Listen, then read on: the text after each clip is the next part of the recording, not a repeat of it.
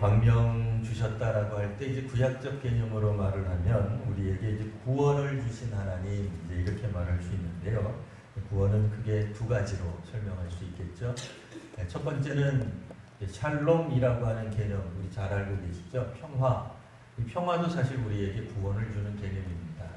그러기 위해서는 어떤 개념이 나오냐면 이제 왕이신 어떤 분 이렇게 나오죠. 우리 예수님도 왕이신 주님이라고 하는 개념이 있어요. 이게 두 번째로 구원은 죄로부터 우리를 구원해 주시는 것, 이것도 구원이에요. 그러니까 우리로 하여금 이기게 하시고 사탄과의 악한 영과의 혹은 외적과의 침략 속에서 우리를 지키시고 때로는 애굽의 군대로부터 우리를 지키시는 하나님, 홍해를 건너게 하시는 하나님, 그럼 이제 왕의 어떤 그런 표상 이런 것도 있지만 또 죄로부터 우리를 구원해 주시는 개념 이게 있어요. 근데 예수님에게 보시면 왕이신 그리스도인 개념도 있지만 죄를 용서해 주시는 이런 개념이 있어요. 근데 이제 구약 성경에 보시면 율법에 따르면 죄 용서하면 물론 궁극적으로는 하나님이 하시는 거예요. 사람이 용서하는 건 아닙니다. 하나님이 용서하시는데 하나님 용서하신 것을 우리가 어떻게 알 수 있느냐? 누구를 통해서 알게 되느냐? 그 기능은 누가 하느냐? 죄사함의 역할, 그러니까 하나님과 사람 사이의 중개자를 누가 하느냐? 제사장이 했어요. 대제사장이 한 겁니다. 근데 예수님에게 대제사장이라고 하는 표현을 우리가 사용하고 있습니다.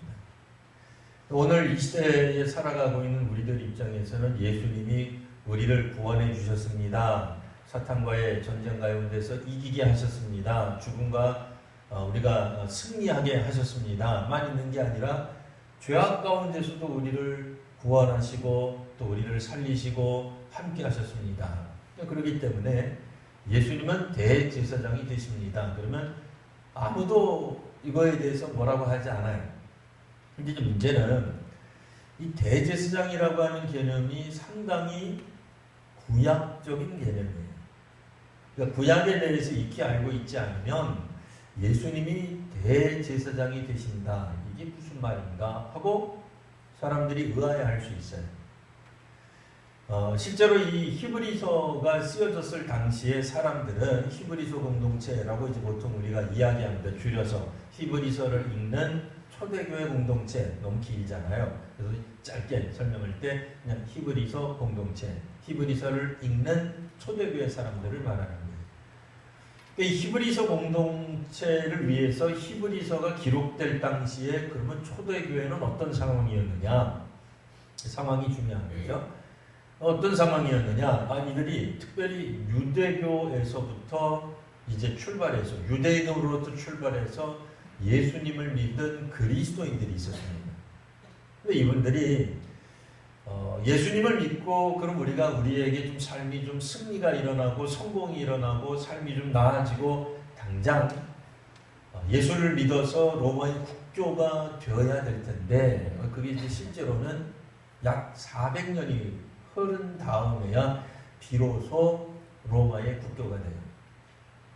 그러니까 상당한 시간이 흐르는 거예요. 계속된 핍박, 환난, 어려움, 순교, 재산을 뺏김, 투옥당함, 사람들로부터 비난받음 이런 거를 오래 받다가 보니까 초대교회 교인들이라 할지라도 마음 가운데 의심이 생기고 또 신앙이 또 흔들리기도 하고 그랬어요. 그럴 때에 유대교의 본래적으로 원래 이제 유대교에서 왔으니까요. 어떤 측면에서 보면 우리는 이제 그렇게 생각하지 않습니다만 어쨌든 유대교 입장에서 보면 유대인이었다가 예수님도 유대인이었다가 새로운 어떤 신앙 운동을 한 거니까 우리 유대교로 돌아와라. 이제 그런 제안을 많이 한 거예요. 근데 그때 초대교회에서 무슨 이미지가 있었냐면 예수님이 왕이신 이미지가 있었어요. 왕 대신 그리스도. 근데 사람들이 일반 유대인들도 어느 정도라 그랬습니다. 다는 아니에요. 모든 유대인들이 다 믿은 건 아니에요. 어느 정도 유대인들 입장에서는 괜찮다 생각했어요. 왜요? 예수님이 누구의 자손이냐? 올라가다 보면은 다윗의 후손이에요. 다윗의 후손, 유다 지파 출신이에요. 그 다윗이 누구예요? 이스라엘 역사상 둘째가라면 서러워할 만한 아주 위대한 왕이에요. 구약 성경에 보면 하나님이 다윗에게 다윗 왕조를 영원토록 주시겠다는 것이었어요. 심지어는 메시아가 나올 텐데 그 메시아조차도 다윗의 후손이 될 것이다. 그렇게 얘기했단 말이에요. 사람들이 생각할 때 예수님 당시에 사람들이 생각할 때 나사렛 출신 예수, 나사렛 출신이라고 나사렛에서 태어난 건 아닌 건 다 아시죠?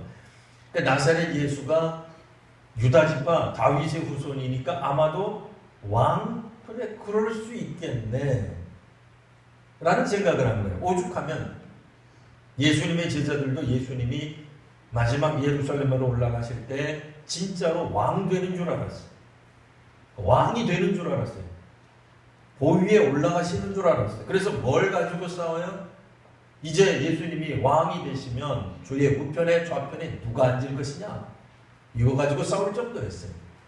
빌라도만 하더라도 예수님을 십자가에 못 박을 때 죄목을 적당하게 적어야 되는데 들리는 말에 의하면 예수가 유대의 왕이라는 거예요.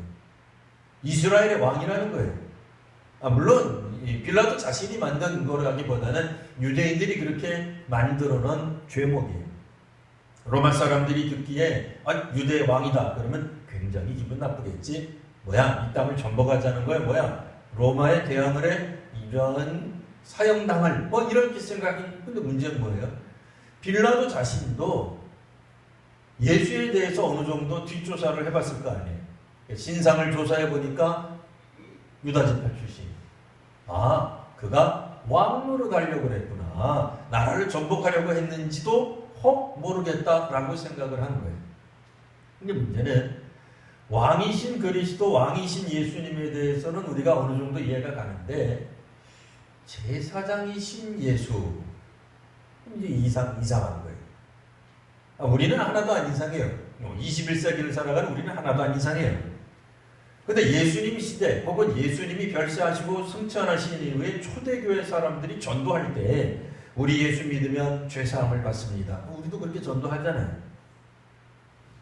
처음서부터 죄사함 받습니다 그런 얘기는 안 해도 구원받습니다. 구원이란 뭡니까? 죄의 문제를 해결하는 겁니다. 혹시라도 특정한 어떤 그 전도용품 우리 사용하잖아요. 사형리 같은 거 사용할 때 하나님과 사람 사이에 굉장히 거리가 멉니다. 그 사이에 뭐가 있다는 거예요? 죄가 있습니다.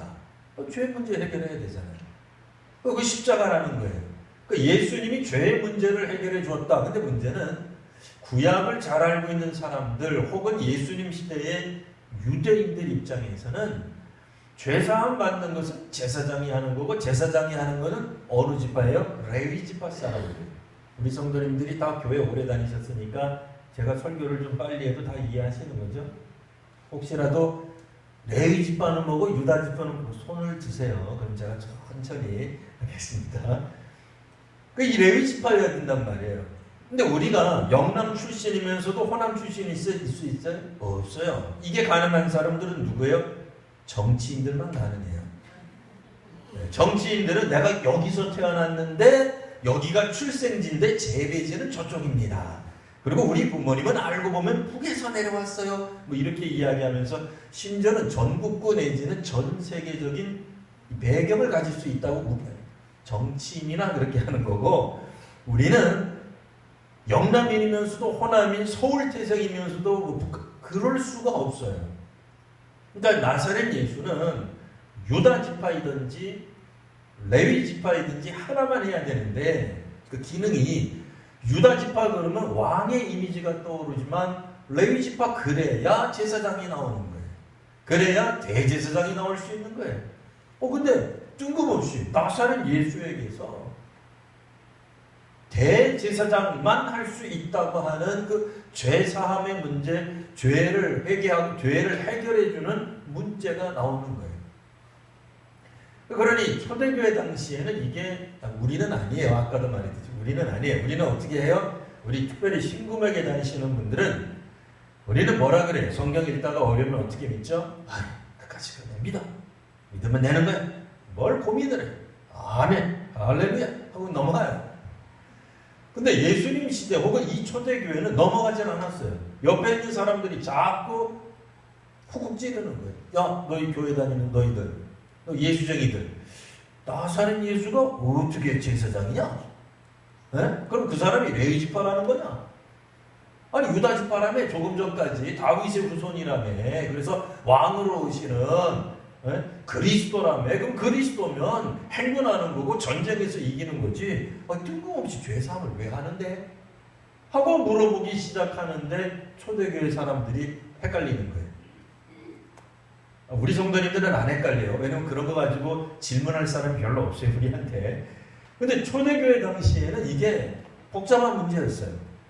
특별히 율법을 많이 아는 사람들, 율법의 백성이었다고 불리웠던 이스라엘 사람들 입장에서 보면 예수님에 대한 전도를 듣고 예수님에 관한 얘기를 들었을 때 이게 극복하기 어려운 거예요. 이걸 넘어서야 되는데 못 넘어서는 거예요. 자, 게다가 어떤 그리스도인들은, 신앙인들은 한참 잘 믿다가 이런 질문에 답을 못하니까 어떻게 돼요? 그만 신앙에서 멀어지고 교회에서 멀어지는 경우도 왕왕 생겼더라 그 얘기예요. 사실 오늘도 우리가 이 땅 위에서 살아가다 보면 한국 기독교회가 세상 사람들 보기에 썩 그다지 마음에 들지 않는 그런 이상한 행동하는 데들이 가끔 있어요. 그런 거 보면 우리 무슨 생각이 들어요? 안 믿는 사람들이 우리한테 질문하는 거예요. 아무개 씨는 교회 열심히 다닌다며, 교회에서 집사라며, 권사라며, 그럼 내가 한번 질문하지. 왜 한국 교회는 그 모양이야? 왜 저런 교회는 저래? 왜 저 사람들은 저래? 알고 봤더니 저 사람 다 교회 다니는 사람이라는데 답변 좀 해봐. 사실 우리도 답이 궁할 때가 있어요. 답답할 때가 있어요. 어떤 사람들은 이렇게 얘기합니다. 아니 교회가 그렇게 엉망으로 나가고 교회가 문제가 있는데 여러분들 알고 봤더니 11조 한다며 그거 왜 해? 그 구약에서 이미 끝난 거라며 그거 왜 해? 왜 헷갈리잖아요. 이거 해야 되나 말아야 되나? 답을 할 수 있어야 되잖아요. 일요일만 가면 되지 왜 평일에는 왜 교회 가는 건데? 뭐라고 말하기가 어려운 거예요. 어떤 교회는 이렇고 어떤 교회는 저런데 이런 차이점에 대해서 설명할 수 있습니까? 사실 우리도 설명하기 어려워요. 어떤 교회는 세례를 주고 어떤 교회는 침례를 주는데 침례가 맞는 거요? 세례가 맞는 거요? 뭐 이렇게 물어보면 글쎄 우리는 장로교회라서 세례밖에 안 받아봤는데 침례가 글쎄요 저도 안 받아봐서 모르겠는데요. 뭐 이렇게 말을 할 수는 없잖아요. 오만 가지 질문들 혹은 공격적인 질문들로부터 사실 교회가 든든히 서려면 처음 배웠던 것에 든든히 서야 되는데 문제는 뭐예요? 교회를 오래 다닌 사람들조차도 답변을 잘 못하는 거예요. 구약은 뭐며 신약은 뭐냐? 구약은 이미 끝난 거 아니냐? 완성된 거 아니냐? 여러분들 자신이 구약의 완성이 예수요. 예수님을 통해서 구약이 완성되었다면서 구약은 왜 읽는 거냐? 답하기가 어려워져요.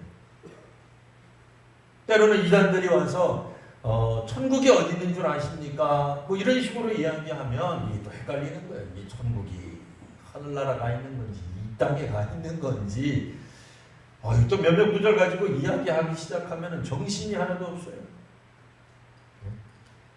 정말 성경에 여러 가지 난제들을 가지고 학자들도 잘 대답하기 어려운 것들을 질문하기 시작하면 우리가 여전히 답변을 못하는 경우들이 있다 그런 얘기예요.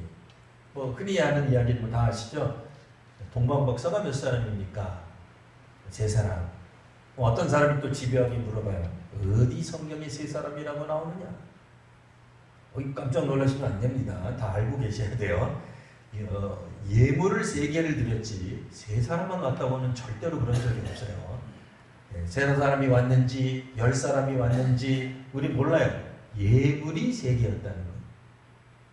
또 이것 때문에 또 이 교회 목사님이 이상하다 그러시면 안 돼요. 찬송가에서 내가 봤다. 예 맞습니다. 찬송가에는 동방박사 3사람. 이 기독교 전승이에요. 전통이에요. 전승에서 나오는 거예요. 또 한 가지 질문, 흔히 나가는 질문이죠. 예수님과 달리신 예수님이 십자가에 달리실 때 우편과 좌편에 강도들도 달렸어요. 자, 질문 들어갑니다. 어느 편 강도가 구원받았을까요? 이 오른편이요. 그럼 이제 또 어떤 분이 집요하게 성경에 대해서 묻습니다. 오른편이라고 어디 나와 있느냐? 그럼 예수님 앞에서 오른편이냐? 예수님 뒤에서 오리구나. 정말 헷갈려요. 우리 청년 때 그런 질문 잘하지 않으셨어요? 뚜껑 열리죠. 근데 성경의 답은 한편 강도라고 나와 있어요. 안 가르쳐줘. 성경에서 안 가르쳐주는데도 굳이 계산하는 사람들이 있어요. 계산 안 해도 돼요. 어느 편인지 몰라도 돼요. 근데 우리는 그럼 왜 오른편이라 그러느냐? 하나님의 오른손이 우리를 구원합니까? 왼손이 구원합니까? 오른손이잖아요. 또 다른 질문. 하나님이 손이 있어요? 없어요? 구약적 표현이에요. 하나님 사람이 아니시기 때문에 사람처럼 손이 있으시고 그렇지 않습니다. 그냥 우리가 생각할 때 오른편, 오른손이 옳다 이렇게 생각해요. 언어 유희 같지만 우리 한국어도 그렇게 되어 있어요. 영어도 right이 righteous인 것처럼 그냥 언어 유희가 아니에요. 근데 놀랍게도 우리 한국어, 우리 말도 우리 한국어도 오른손이 옳다고 이해되세요? 오른손 옳다. 언어가 좀 비슷해요. 그래서 오른쪽에 하나님이 심판을 행하시거나 구원을 베푸실 때 하나님이 왼손을 들어 이런 표현이 없단 말이에요. 어떤 사람이 또 성경 읽다가 하나님은 왼손이 없으신가 봐. 그러지 마세요. 그런 거 아닙니다. 그런 것처럼 우리가 성경을 읽다가 보면은 구약적 표현을 빌리거나 혹은 성경만의 독특한 표현 양식들이 있어요. 그러다 보면 우리가 성경을 읽을 때 조금 헷갈릴 수가 있어요. 오늘 본문이 그렇습니다. 오늘 말씀의 제목 한번 보실까요? 주보를 보시면 세덱과 반차의 비밀하고 물음표를 적어놨어요. 이거 읽으시고 이게 무슨 뜻인지 아시는 분? 없어야 돼요. 왜요? 없으시라고 제가 제목을 적은 거예요. 이게 도대체 무슨 말이야? 목사님이 혹시 성경을 잘못 읽었나? 멜기세덱은 알아도 이세덱은 내가 모른다. 이건 성경 잘 아는 분이에요. 네, 이세덱이 아닙니다. 세덱 시집 새로운 분 세덱이 아닙니다. 반차의 비밀. 우리 중에 반차 그러면 무슨 생각나세요? 월차까지는 내가 알아요. 그래서 하루 온종일 쓰지 않고 절반만 쓰는 걸 반차라 그래요. 그죠?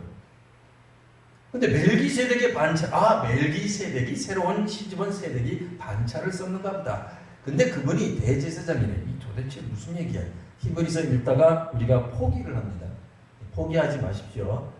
무슨 말인지 잘 모르는 게 맞습니다. 왜냐면 7장의 말씀도 그렇지만 히브리서는 그 신약 성경 중에서 구약 성경을 엄청 많이 인용하는 아주 독특한 성경이에요.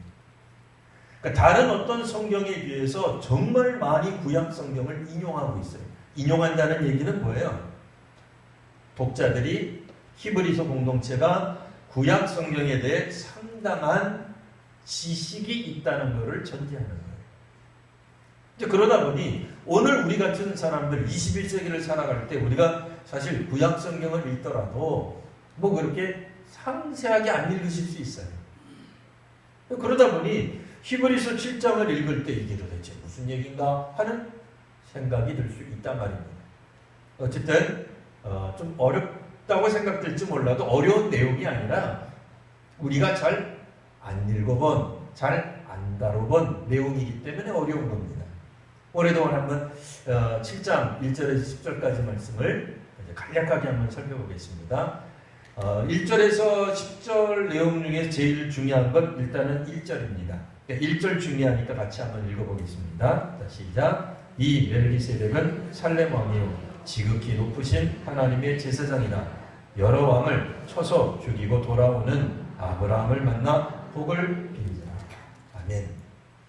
사실 이거를 설명하는 거예요. 7장 1절에서 10절, 그러니까 2절에서 10절까지 내용은 이 1절을 설명하는데 멜기세덱이 누구냐? 사실 멜기세덱을 알아야 되는 이유는 우리 그리스도인들, 예수 믿는 사람들은 멜기세덱의 순차에 따른 멜기세덱 계열의 대제사장 되시는 예수를 따라 지성소로 들어갔다는 거예요. 그 얘기는 6장에 나와요. 바로 앞구절에 나와요.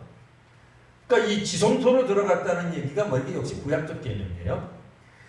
구약 성경 시대 때 율법이 전체적으로 그러니까 구약의 백성들에게 유효하던 시절에 이스라엘 백성들은 1년에 한 번 대속죄를 받았어요. 그들이 하나님 앞에서 우리가 정말 속죄함을 받았다. 우리도 속죄함을 받아야 되잖아요. 속죄함 받았다는 걸 어떻게 알 수 있느냐? 제사장도 아니라 대제사장이 1년에 한 번 휘장 가운데로 들어가, 그러니까 지성소로 들어갔다는 거예요. 성막 안에 있는 지성소로 들어가 하루 동안 하나님 앞에 제사를 드려요. 그리고 나서 살아서 나와야 돼요. 그러니까 대제사장이 살아서 나오면 온 이스라엘 백성들이 다 용서함을 받는 거예요. 왜? 하나님이 이 가지신 특징 중에 하나가 죄를 용서하지 않으세요. 죄 지은 거는 진멸하세요. 겁나죠. 겁나셔야 돼요. 이게 구약적 개념이에요. 겁이 나셔야 돼요. 어쨌든. 근데 이거를, 그러니까 1년에 한 번 대제사장이 성소, 이 성막 안에 있는 지성소에 들어가 혼자서 제사를 드리는데, 그 다음날 일어났는데 제사장이 안 나올 수도 있어요. 대제사장이. 그래서 안 나온다는 얘기는 뭐예요? 하나님이 1년 동안의 죄를 용서 안 한다는 거예요. 그게 대제사장 개인일 수도 있지만 이스라엘 전체일 수도 있는 거예요. 대체 무슨 논리냐? 굳이 질문하신다면 대표성의 원리가 있어요. 구약에는. 아담 한 사람이 잘못해서 온 인류가 범죄하는 것처럼 신약 성경을 관통하는 주제 중에 뭐가 있다고요? 대표성. 대표성의 원리. 예수님이 죄를 대신 담당함으로 예수님을 믿는 모든 인류가 예수님 때문에 죄의 문제가 해결이 돼요. 이게 대표성 원리거든요. 그러니까 똑같아요. 구약 성경에 율법에 따르면 대제사장이 들어가 하나님을 직접 아뢰며 제사를 드리는데 그가 살면 하루 동안 살아남으면 이스라엘 백성도 살아남는 거예요. 근데 그가 죽으면 큰일 나는 거예요. 큰일 나는 거예요. 그러니까 이 대제사장이 아침에 일어났는데 조금 게으를 수도 있잖아요. 우리 중에도 있어요. 저도 그래요. 정말 새벽에 일어나기 힘들어요. 네? 이러다 보니까 좀 아침에 못 나올 수 있잖아요. 그러면 이제 바깥에 있었던 이스라엘 백성들은 난리가 나는 거예요. 그리고 그러면 안 되지만 대제사장이 거기서 죽는 일이 생기면 들어가서 못 끄집어내요. 왜? 지성소 안에는 누구만 들어갈 수 있다 그랬어요? 대제사장만 들어가는 거예요. 언제 들어갈 수 있어요? 1년 후에 들어갈 수 있어요. 이거 큰일 났네. 1년 동안 시체가 썩을 텐데. 그래서 이분들이 어떻게 했어요? 허리에다가 줄을 묶었어요. 대제사장이 대속죄일이 들어갈 때 들어가서 하루 동안 있다가 안 나오면 줄로 잡아 끄는 거예요. 그럼 이제 안에 있는 대제사장이 끌어요. 이게 그만해. 나 살아있어. 그러면 이제 안 끌어도 되는 거예요. 반응이 없으면 끌어내야 되는 거예요. 이게 구약적 개념이에요. 이게 구약적 개념. 그러니까 우리는 좀 생소하지만 구약을 알고 있었던 이스라엘 사람들이 이거 다 아는 개념이에요. 그래서 이 대제사장이 들어가서 제사를 드려야 되는데 이제 문제는 뭐예요? 이 대제사장이 하루는 살았어요. 속죄일에는 살아서 나왔어요. 근데 문제는 대제사장 출신으로 지금까지 살아있는 사람 있어요? 없어요. 이게 또 뭔 말인가 또 궁금해하시는 분들을 위해서 한 가지 질문 더 드립니다. 여러분 나사로가 죽었었던 거 알고 계시죠? 예수님이 살리셨어요. 그 나사로가 지금 죽었나요? 살았나요? 성경에 안 나와서 나는 모른다. 아주 성경적인 태도입니다. 그러나 분명한 건 뭐예요? 나사로 죽었을 거예요. 없잖아 지금. 안 살았잖아요. 나시성 가지시면 빨리 족보를 뒤져보세요. 일단 이단이라 그러지 마시고. 자, 어쨌든 그러니까 대제사장도 대속죄일에 하루는 살았을지언정 그 다음날 죽으실 수도 있고 60이 돼서 죽었을 수도 있고 70이 돼서 죽었을 수도 있잖아요. 대제사장은 비록 속죄를 담당하는 기능, 속죄를 담당하는 역할을 한 것은 맞지만 대제사장으로서 지금까지 살아있는 사람이 없다고 얘기해요. 그것을 히브리서 기자가 지금 말하고 싶어하는 거예요. 왜 이렇게 장황하게 말하겠어요? 레위 지파 출신에서 대제사장 나오는 건 아는데 제사장이 나오고 대제사장이 나오는 건 아는데 레위 지파가 올려드리는 제사가 한계가 있다고 얘기해요. 그러면 한계가 없는, 다함이 없는, 생명의 끝이 없는, 그건 무슨 얘기예요? 신적인 권위를 갖는 대제사장이 있으니 그게 누구예요? 오늘 성경에 나오는 멜기세덱이라는 거예요. 우리 성도님들이 대부분 다 구약을 아시니까 멜기세덱이 어디서 나왔어요? 어디서 먼저 출현하죠? 첫 번째 출현했던 장소가 창세기예요. 꽤 오래 가요. 한참 전으로 가야 돼요. 창세기 때 이 멜기세덱이 나타나는데 어느 장면에서 나타나냐면 아브라함, 오늘 읽었잖아요. 아브라함이 적들을, 여러 왕들을 하고 싸워요. 승리하고 돌아오는 와중에 멜기세덱을 만나요. 그래서 아브라함이 너무 감격한 나머지 멜기세덱에게 11조를 바쳐요. 그러니까 우리가 구약성경 창세기 읽을 때도 하등 어려움 없이 다 읽었던 본문이에요. 왜? 제가 우리 교회 섬기는 11년 동안 여러분들이 저한테 목사님 이게 무슨 뜻이야? 한 번도 안 물어보셨어요. 왜 그렇죠? 다 이해가 되니까. 에? 안 물어보시는 거잖아요. 다 알만하니까. 근데 사실은 이게 놀라운 일이에요. 왜 놀라운 일이냐? 제사장이라고 하는 개념은 언제 나오는 거예요? 헷갈리시면 안 돼요. 우리 다 알고 계십니다. 빨리 말할 뿐이에요. 여러분 다 아는 내용이에요. 출애굽기에 보시면 모세를 통해서 시내산에 올라가서 하나님이 계명을 주시고 또 여러 가지 율법을 주시면서 레위 지파 사람들을 구별시켜요. 아론이 비로소 제사장이 나오는 거예요. 아론 누군지 아시죠? 금송아지 만드는 주범이라고 말할 수 있는 그분이 하나님 섬기는 일에 제일 앞장서도록. 이 얘기는 예전에 한번 설교한 바 있으니까 그냥 넘어가고. 자, 아론의 후예가 나옵니다. 이 레위 지파예요. 레위 지파. 근데 이거는 아브라함의 아들의 점점점점점점 수백 년 지나가야 겨우 나오는 거예요. 제사장이라는 개념은. 근데 아브라함이 멜기세덱을 보자마자 하나님의 제사장입니다 하고 11조를 냈다는 거 아니겠어요? 그러면 우리 이런 질문을 해요. 멜기세덱은 도대체 누구냐? 레위 계열이 아니잖아요. 레위 지파 사람이 아니잖아요. 레위가 누구 아들이에요? 야곱의 아들이죠. 다 알고 계시죠? 이렇게 모르는 척하고 저를 쳐다보시면 안 돼요. 말을 빨리 할 뿐이지 다 아시는 내용이에요. 레위가 누구예요? 야곱의 자손. 야곱이 누구예요? 아브라함 다음이 이삭 다음이 야곱 아니야. 야곱 다음의 아들들 중에 레위가 겨우 나오는데 레위 지파로서 제사장 하는 거는 모세 때 가서 하는 거라니까요. 수백 년이 지나야 겨우 제사장이 나오는데 아브라함이 첫눈에 멜기세덱을 보자마자 하나님의 제사장이십니다. 이 사람 어디서 튀어나온 거예요 도대체? 안 이상하세요? 이상하죠? 근데 성경이 답을 안 해줘요. 예수님 한편강도라고 하는 말을 하죠. 오른편이다 왼편이다 속 시원하게 얘기해주면 어디가 덧나요? 안 가르쳐주는 거예요. 이게 뭐예요? 비밀이에요. 그러니까 저도 여러분들에게 안 가르쳐줘요. 멜기세덱이 어디로부터 왔는지. 아니 그게 성경의 답이에요. 창세기에 나오는 멜기세덱은 어디로부터 왔는지 모르지만 이라는 뜻이에요. 저 목사가 하는 말이 진짠가 가짠가 다시 한번 보겠습니다. 히브리서. 일부러 창세기를 가실 필요는 없어요. 히브리서 보겠습니다. 7장 3절. 자, 3절만 한번 읽어보겠습니다. 시작. 아버지도 없고 어머니도 없고 족보도 없고 시작한 날도 없고 생명의 끝도 없어 하나님의 아들과 닮아서 항상 제사장으로 있느니라. 아멘. 이게 또 걸림이 되는 단어가 나와요. 아버지도 없고 어머니도 없고 우리말로 뭐예요? 고아. 제가 제 딸을 고아한테는 못 보내요. 제 아들도 고아한테는 못 보내요. 아니 제 딸을 직접 쳐다보지 마시고 그런 말을 우리가 하자. 저를 보지 마시고 갑자기 우리 딸을 보시면 안 돼요. 그게 아니고 우리 그런 생각하잖아요. 고아라고 하는 것에 대한 편견이 있어요. 아버지도 없고 어머니도 없고 좋다 말이야. 결혼해라 말이야. 근데 당신 뭐 김씨야? 어디 김씨야? 아버님 제가 어디 김씨인지 잘 뭐야 족보도 없어? 이런 이렇게 되죠.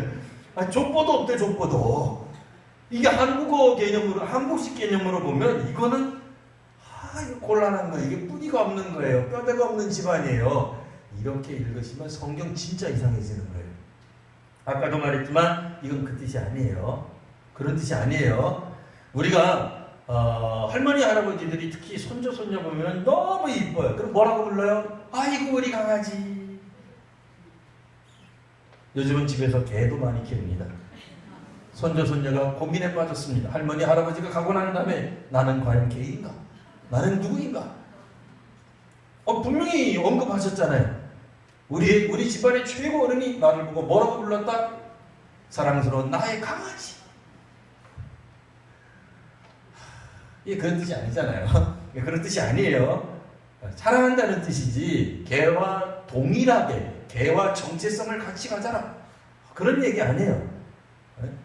그런 것처럼 우리가 이게 말이 무슨 뜻인지 모르면 늙다가 아버지도 없고 어머니도 없고 족보도 없어?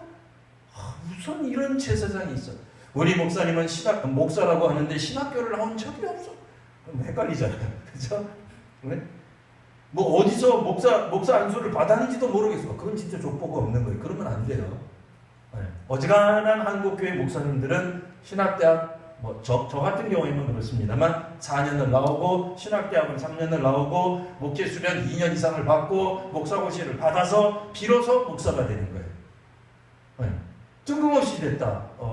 여러분들이 저를 추적하려면 얼마든지 다 추적할 수 있어요. 들처럼 다 나와요. 저는 어느 학교 나왔는지 어디서 안수를 받았는지 그게 진짜인지 가짜인지 성적이 뭔지 다 나와요. 그런데 멜기세덱에 대해서는 무슨 말이야? 모르겠다 이 뜻이에요. 아버지도 없고 어머니도 없고 족보도 없고는 모르겠다. 왜? 창세기 읽다가 보니까 멜기세덱이라고 하는 제사장이 뜬금없이 사실 진짜 뜬금없이 나타나요. 전후 맥락이 있어야 되잖아요. 근데 맥락 없이 갑자기 멜기세덱이 나타났는데 아브라함이 갑자기 그를 보고는 하나님의 제사장입니다 하고는 11조를 내고 멜기세덱이 갑자기 그 본문에서도 사라져. 창세기에서. 진짜 신비한 거예요. 이런 황당한 출현이 까미오도 아니고 왜 나왔나? 아무런 설명이 없어요. 근데 놀라운 건 뭐예요? 아브라함 때 아브라함이 11조를 드린, 그러니까 하나님께 드린 거예요. 사실은 하나님께 드리는 것에 대한 중간 역할을 한 매개체로서 멜기세덱이 있었다 그 얘기예요. 자, 그러니 그 멜기세덱은 어떠냐? 3절에 보면 시작한 날도 없고 생명의 끝도 없습니다. 왜요? 시작도 없고 끝이 없다는 얘기는 뭐예요? 그가 신적인 기원을 갖는다 그런 뜻이에요. 우리는 다 끝이 있어요. 현충원에 가더라도 어떤 분들은 출생이 있고 그 다음에 사망한 날짜는 없더라도 현충원에 계시잖아요. 돌아가셨다는 얘기잖아요. 6.25 전쟁 어느 날인지 모르지만 어쨌든 돌아가셨다 그런 게 나온단 말이에요. 근데 멜기세덱은 돌아가셨는지 어쨌는지를 모르겠다는 거예요. 아까 조금 전에 말했던 것처럼 사실은 언젠가는 죽었겠지라고 생각할 수 있는 게 맞는 이야기이나 히브리서 기자는 일부러 멜기세덱을 등장시킴으로써 우리 히브리 공동체에게 우리 창세기 읽을 때 여러분 멜기세덱 아시죠? 멜기세덱이 나타났다가 그것도 갑자기 사라졌습니다. 근데 멜기세덱이 제사장이라는 건 아닙니까? 이게 무슨 말입니까? 설명해 보시죠. 유대인들 누구도 설명 못해요. 할 수가 없어요. 멜기세덱이 그만큼 신비한 존재이고 비밀스럽게 나타났기 때문에 그래요. 어떤 학자도 멜기세덱에 대해서 제대로 말해줄 수 있는 사람이 없어요. 뭐요? 신적인 기원을 갖는다. 또 특히 왜 그러느냐?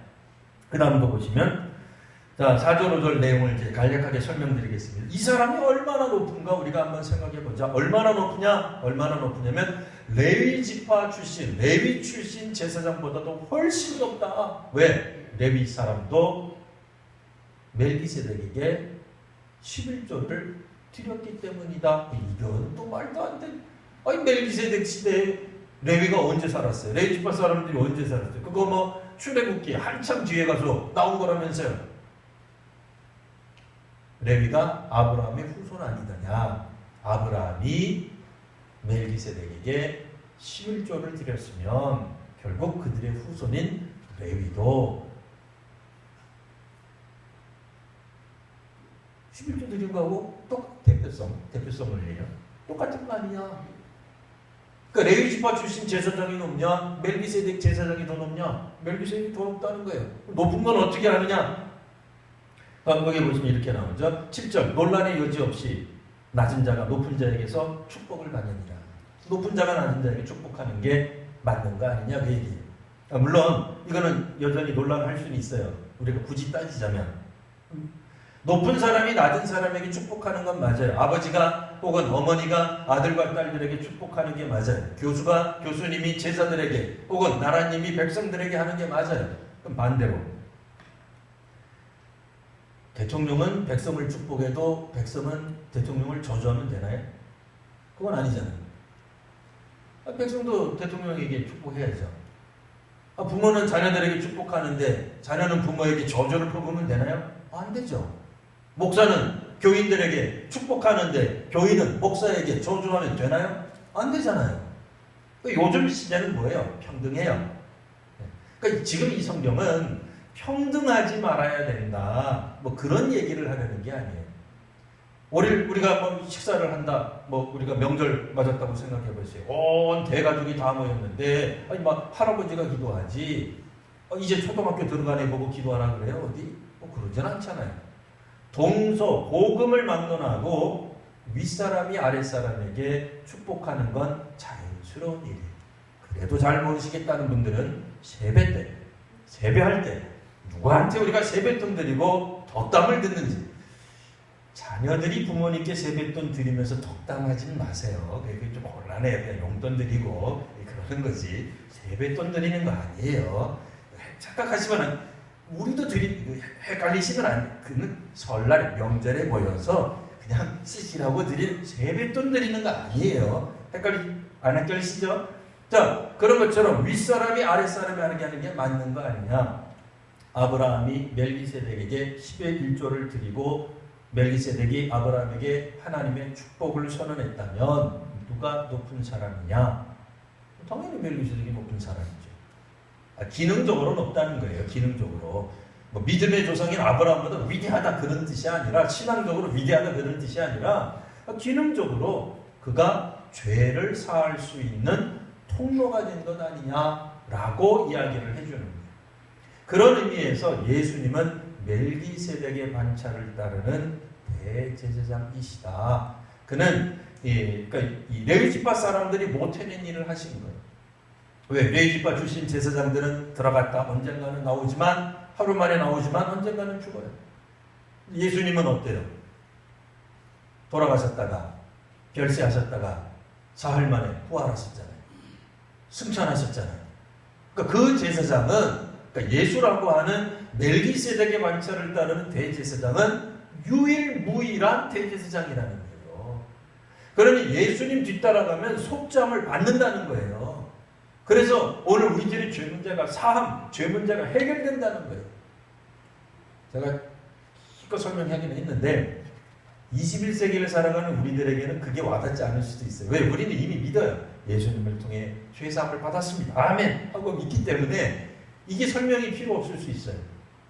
그러나 2000년 전 히브리서를 읽는 초대교회 공동체들은 심각한 문제였어요.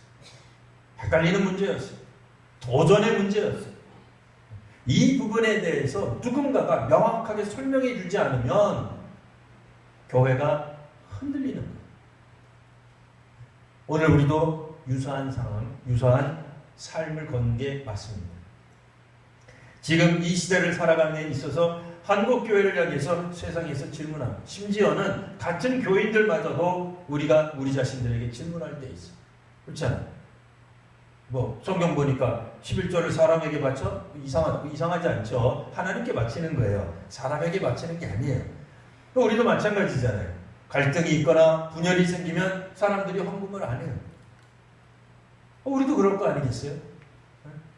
아니 TV를 보니까 공영방송인데 공영에서 벗어난 다른 걸 한다. 그럼 우리 뭐예요? TV 시청료 내는 거, 수신료 내는 거 반대하잖아요. 우리가 뭐 원치 않았던 어떤 그런 이제 사회봉사단체를 후원하고 있었는데 뭐 비리가 드러났어요. 후원해야 안 해요? 안 하죠. 교회를 보니까 교회가 정말 부정적인 게 너무 많아요. 그런 거 볼 때 우리가 누가 헌금하고 싶어하는 마음이 누가 생기겠어요? 누가 헌신하고 싶은 마음이 누가 생기겠냐고요. 근데 사람들이 말을 하는 거예요. 아직도 교회 다녀? 일요일에 교회 다녀? 뭐 한 번만 나가면 되지 뭐 그렇게 많이 다녀? 그런 이야기를 들을 때 과연 우리가 무엇이라고 답할 수 있을 것이냐 하는 거예요. 하나님에 대한 믿음이 사실 우리도 설명할 수 있어야 됩니다. 구원받은 사람들, 또 예수님으로부터 죄사함을 받았다는 사람들이 왜 이 땅 위에서 여전히 악함을 저지르고 살아가는지 사람들이 질문할 때 답이 막막하단 말이에요. 이런 부분들에 대해서 사실 우리가 준비되어 있어야 됩니다. 변화할 수 있어야 됩니다. 물론 우리가 변화한다고 해서, 전도한다고 해서 이 땅에 있는 모든 사람들이 예수님을 믿는 건 아닙니다. 여전히 우리가 아무리 답을 잘해도 믿지 않는 사람들은 허다히 있을 것입니다. 그렇다 할지라도 우리 스스로가 혼란에 빠지기 시작하면 답이 없는 거예요. 우리가 흔들려 버리는 거예요. 다른 사람을 가르칠 수 없는 거예요. 다른 사람들에게 어떻게 하는 것이 바른 신앙이라고 말해줄 수 없는 자기 모습, 자기 갈등 속에 빠지게 되는 그런 모습이 될 거다 말입니다. 초대교회 안에서도 이와 같이 자기를 갱신하고 외부적인 이런 질문들에 대한 답을 끊임없이 찾아갔습니다. 오늘 우리 성도님들도 혹 신앙생활 하시다가 걸림이 되는 때가 올 거예요. 난 이런 것 때문에 정말 예수 믿기 힘들어졌어. 교회 다니기가 싫어졌어. 그때 정말 우리들 속에 있는 문제들을 털어놓고 주님께 나아가고 또 믿음의 사람들과 의논하실 수 있어요. 신실한 사람들에게 함께 이야기하고 우리들의 문제를 함께 나눌 수 있어야 됩니다. 그러면 지금 히브리서처럼 누군가가, 사도들 중 누군가가 혹은 교회 지도자 중 누군가가 답을 해주게 될 것입니다. 하나님의 말씀에 대한 순종은 정말 쉬운 일이 아닙니다. 복음서가 있었다 할지라도 사람들이 복음을 몰라서 교회로부터 멀어지는 게 아니잖아요. 여전히 어려운 문제들이 우리 주변에 있을 겁니다. 믿음으로 다시 한번 고뇌하고 또 갈등하고 또 힘들지만 끝까지 오래 참음으로 신앙생활을 해나가시는 우리 귀한 성도님들 되시기를 바랍니다. 기도하겠습니다.